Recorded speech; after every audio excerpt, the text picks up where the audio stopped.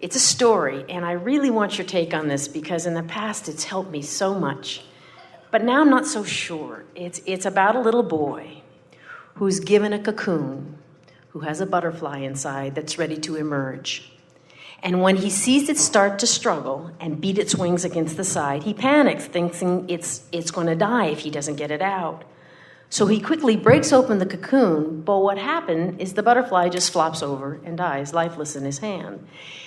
And the learning, or the parable teaching, is supposedly that butterfly needed to have the struggle, needed to beat his wings against the side in order to become strong enough to emerge and fly.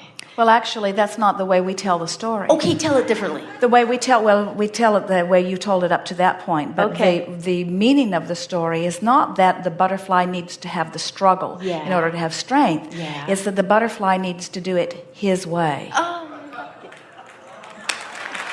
that's great. Thank you. Because his way is the natural, evolving, carefully tended to, dealt with from broader, non-physical inspiration way. It's not having his little wings pinched off by a clumsy little boy.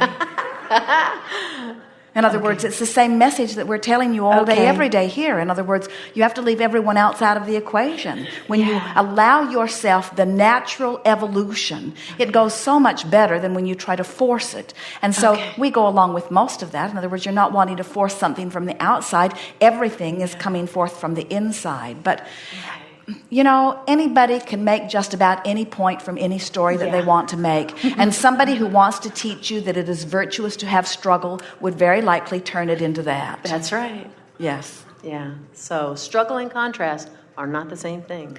Well, there isn't anything wrong with struggle. In other words, in the struggle is when you give birth to the desires. In the contrast is when you're giving birth to what you want. We are not saying that you should not have the contrasting experiences that help you to define what you want. Right. But by the time your contrast has become so powerful that you are defining it as a struggle, now you are vibrationally so apart from where you want to be, you can't let it in. I got and it. then the only thing you can do is join the ranks of other virtuous struggles in touting the benefit of struggling as you all wallow around and complain about why things aren't working out for you. That's perfect. Yes, it is. Thank you, dear.